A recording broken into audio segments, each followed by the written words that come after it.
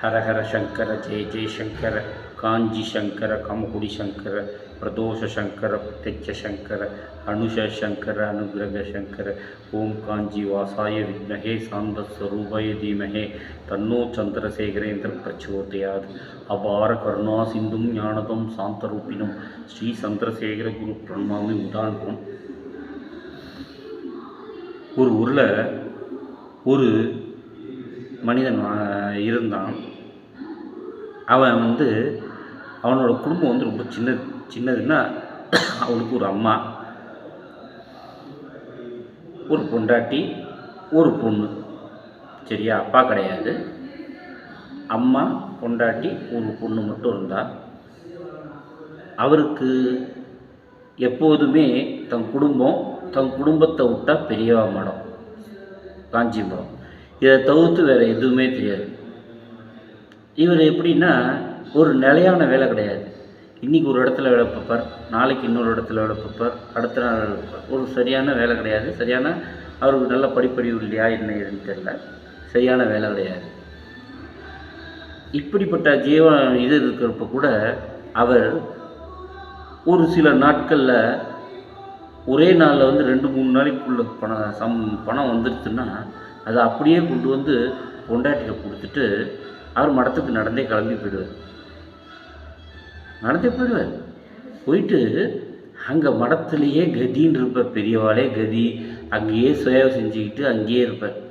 அதுக்கப்புறம் அவர் எப்போ திரும்புவார்னா, அவருக்கா என்றைக்கு அவர் வீட்டு ஞாபகம் குழந்தை ஞாபகம் பொண்டாட்டி அம்மா ஞாபகம் வருதோ அன்றைக்கி தான் கிளம்பி ஊருக்கு வருவார். இப்படிப்பட்ட மனுஷன் அவர். இது மாதிரி பல முறை போயிட்டு வந்திருக்கிறார். அன்றைக்கும் அது மாதிரி அவர் வந்தார். வழக்கம் போல் எல்லா வேலைகளும் தொண்டுகளும் செஞ்சார். பெரியவாளுக்கு தேவையான பணிவிடைகளை செஞ்சார், கைங்கரியை செஞ்சார், மடத்துக்கான வேலைகளை செஞ்சார், எல்லாம் செஞ்சார். இருந்தாலும் எப்போதும் போல் இவர் செஞ்சாலும் எப்போதும் மாதிரி ஒரு கலகலப்பாக இல்லை, ஒரு இதாக இல்லை, ஒரு சூர்வாகவே இருந்தார். அதே மாதிரி அன்றைக்கி நைட்டு போய் படுக்கிறப்ப கூட இவருக்கு சரியானபடி தூக்கம் வரல. அதுக்கு காரணம் அவர் மனைவி முதல் நாள் சொன்னது. அப்படியே அவர் மனசு புலம்பிக்கிட்டே இருக்கிறப்ப இருந்தார். இது இப்படியே முடிஞ்சு போச்சா இந்த கதை.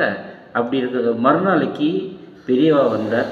பெரியவா சந்திரமொழிக்கு பூஜை பண்ணிவிட்டு வழக்கம் போல் பக்தர்களுக்கு காட்சி கொடுக்கறதுக்காக வந்தார். அந்த இடத்துல அவர் இருக்கிற இடம் தான் கேட்கவா வேணும். மக்கள் கடல் போல் இருந்தாங்க. மக்கள் வெள்ளம் கடல் போல் இருந்தது. அவர் அங்கே உட்காந்துட்டு எல்லா வேலையும் பார்த்துட்டு இருந்தார். அப்படி இருக்கிற யார் அந்த வந்தவர் எல்லா வேலையும் பார்த்துட்டு எழுத்தாப்புல உட்காந்து மனசு சஞ்சலத்தோடையே உட்காந்துட்டு எல்லா வேலையும் செஞ்சுட்டு இருந்தார். பெரியவா அந்த மக்களுக்கு காட்சி தரணும், அவளுக்கு இது பண்ணணும்னு சொல்லிட்டு எப்போதும் உட்கார்ற மாதிரி அந்த இடத்துல உட்கார்ற. ஆனால் என்னென்னா, உட்கார்றதுக்கு முன்னாடி அங்கே இருக்கக்கூடிய அணுக்க தொண்டரை கூப்பிட்டு ஒரு மூங்கில் தட்டில் வெத்தலை பாக்கு வச்சு ஒரு ரூபா காயின் வச்சு கொண்டு வா அப்படின்னு. அந்த அணுக்க தொண்டரும் போய் ஒரு மூங்கில் தட்டில் வெத்தலை பாக்கு வச்சு ஒரு ரூபா காயின், முழு காயின் ஒன்று வச்சு கொண்டு கொடுக்குறார். அதை தன் பக்கத்தில் வச்சுக்கிட்டு ஒவ்வொரு பக்தருக்கா காட்சி தரார். அவளுக்கு கும்ப பிரசாதம் இதெல்லாம் தரா. மக்களும் கடல் போல் இருக்கிறவங்க எல்லாரும் பெரிய பக்கத்தில் இருக்கக்கூடிய இடத்துல அவருக்கு கொண்டு வந்திருந்த பழங்கள், பூக்கள், இது மாதிரி எல்லாத்தையும் சகலமும் வச்சுட்டு பெரியவாள்கிட்ட ஆசீர்வாதம் வாங்கிட்டு குங்குமம் வாங்கிட்டு போகிறோம். இருந்தாலும் அந்த அணுக்க தொண்டருக்கு மட்டும் ஒரு சந்தேகம். எதுக்கு பெரியவா வெத்தலை பாக்கு வச்சு தட்டுற ஒரு ரூபா காயினையும் வச்சு கேட்டா அப்படின்ட்டு. ஆனால் அவரால் இதை ஸ்ட்ரெயிட்டாக பெரியவாள்கிட்டையும் கேட்க முடியாது. என்னடா பண்ணுறதுன்னு உட்காந்துட்டு இருந்தார். எப்போதும் போலேயே மக்கள் வெள்ளத்துக்கு இவருக்கு ஆசீர்வாதம் பண்ணி அனுப்பிச்சிட்டு இருந்தார்.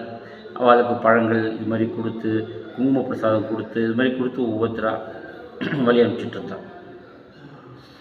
அந்த வந்த பக்தர்களில் ஒரு சில பேர் பெரியவா கேட்காமையே, பெரியவா சொல்லாமையே ஒரு சில தம் பையில் இருந்த பணத்தை காணிக்கையாக அவர் வச்சுருந்த அந்த மூங்கில் தட்டில் போட ஆரம்பித்தான். இந்த மக்கள் வெள்ளம் கொஞ்சம் கொஞ்சமாக தீர்ந்தது. எல்லாரும் போனதுக்கப்புறம் மகா பெரியவா அந்த அணுக்கத்தோட அந்த எப்போதும் வந்து கைங்கரியம் பண்ணுவார், மனசு புலம்பிக்கிட்டே இருந்தார், அவரை கூப்பிட்டார். கூப்பிட்டுட்டு, இந்தா இந்த தட்டில் இருக்கக்கூடிய பணம் அத்தனையும் உனக்கு தான் அப்படிங்கிறார். அவருக்கு ஒரே சந்தோஷம் ஒரு பக்கம், இருந்தாலும் ஒரு பக்கம் வியப்பு. எதுக்காக பெரியவா, என்ன இதுன்னு கேட்டுட்டே, என்ன மறந்துட்டியா, நீ நேற்றுக்கு சொன்னியே உன் பொண்ணு கல்யாணத்துக்கு ஒரு 6000 ரூபா பணமும், ஒரு முகூர்த்த புடவை வேஷ்டி, ஒரு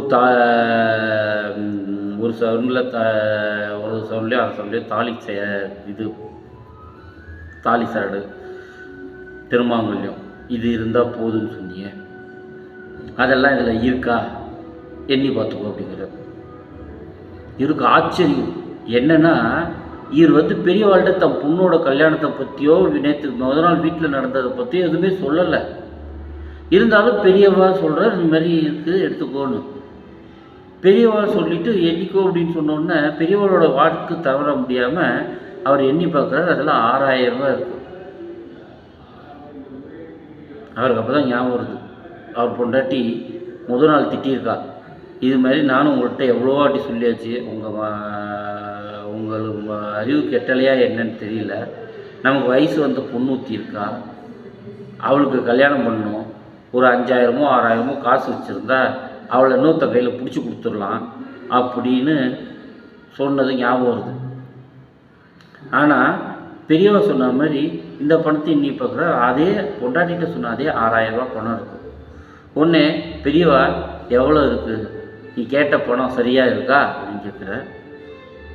இப்படியே யோசிக்கிற, புரியலையா, நேற்றுக்கு நைட்டு நீ தூங்கிட்டு இருந்த நல்லா, அப்போ நான் உன்கிட்ட நான் இருக்கேன் கவலைப்படாத அப்படின்னு சொல்லிவிட்டு உனக்கு உன்னுடைய கவலை தீர எவ்வளோ பணம் தேவைப்படும் அப்படின்னு நான் உன்கிட்ட கேட்டேன். அதுக்கு நீ வந்து ஒரு 6000 ரூபா பணமும், ஒரு கூரைப்புடவையும் வேஷ்டியும், ஒரு அரை பவுனில் திருமாங்கல்யமும் இருந்தால் போதும் பெரியவா அப்படின்னு சொன்னேன். அப்படின்னு அவர் சொன்ன உடனே அப்போ தான் யோசிக்கிறார், தூங்கிட்டு இருந்தப்ப தனக்கு வந்த கனவுல யாரோ வந்து நான் இருக்கேன், உன்னுடைய கவலையை தீர்க்கறதுக்கு நான் இருக்கேன், நீ கவலைப்படாத அப்படின்னு ஆறுதல் கூடின மாதிரி தோணுச்சு. அது திடீர்னு ஞாபகம் வந்தது. உடனே நீ கேட்ட அந்த 6000தோட ஒரு ரூபா சேர்த்து வச்சுருக்கேன், நீ கேட்ட மாதிரி முகூர்த்த புடவை வேஷ்டி, அப்புறமா அரை பவுனில் திருமாங்கல்யம் எல்லாம் இருக்குது, அதோட தாம்பூலத்தோடு சேர்த்து அந்த பழங்களையும் சேர்த்து நீ எடுத்துக்கோ அப்படிங்கிற. இவருக்கு இது ஆச்சரியம் தாங்க முடியல. தடால்னு காலில் விழுந்து இது பண்ணுறார். இது அவருக்கு மட்டும் இல்லை, அங்கே கூறியிருந்த மற்ற வாழ்க்கும் அந்த அணுக்க தொண்டர் மற்ற எல்லாருக்குமே அது மிகப்பெரிய ஆச்சரியம். ஏன்னா அவர் சொல்லாமே அவருடைய மனசில் இருந்ததை இவர் கிரகிச்சுக்கிட்டு அவர் தேவையான பணத்தை கொடுத்தார். ஏன்னா அவர் சர்வஞன் இல்லையா, அனைத்தையும் உணர்ந்த திர்கால ஞானியம் இல்லையா, அப்பேற்பட்ட அறிஞருக்கு இது கூட தன்னோட பக்தனோட உள்ள குமுறல் கூட தெரியாது. அப்படி அவர் நினச்சி தடார்னு காலில் விழுந்தோடனே அங்கே ஒரு பெருத்த கரகோஷம் வந்தது. ஹரஹர சங்கர ஜெய் ஜெய் சங்கர, ஹரஹர சங்கர ஜெய் ஜெய் சங்கரன்னு. அதனால் நமக்கு என்னவாக இருந்தாலும், நமக்கு ஏற்படக்கூடிய துயரங்கள் என்னவாக இருந்தாலும் அது நம்ம மனசில் வச்சுட்டு நம்ம கடவுளை பிரார்த்தித்தா போதும். நமக்கு எல்லாத்தையும் தேவையான அத்தனையும் அந்த மகாபெரிவா நமக்கு கொண்டு வந்து கொடுக்கறதுக்கு ரெடியாக காத்துட்டுருக்கேன். அப்பேற்பட்ட மகானை நம்ம டெய்லி நம்மளுடைய இந்த இதில் நினைவு கூறுவோம் அப்படின்னு சொல்லி, இந்த பதிவு உங்களுக்கு பிடிச்சிருந்தா இதை லைக் பண்ணுவோம், ஷேர் பண்ணுவோம், இந்த பதிவை சப்ஸ்கிரைப் பண்ணுவோம். ஹரஹர சங்கர ஜெய் ஜெய் சங்கர, காஞ்சி சங்கர, காமகுடி சங்கர, பிரதோஷ சங்கர பிரத்யட்ச சங்கர அனுஷ சங்கர அனுகிரக சங்கர. ஓம் ஸ்ரீ மகாபெரியவா திருப்பாதங்களே சரணம்.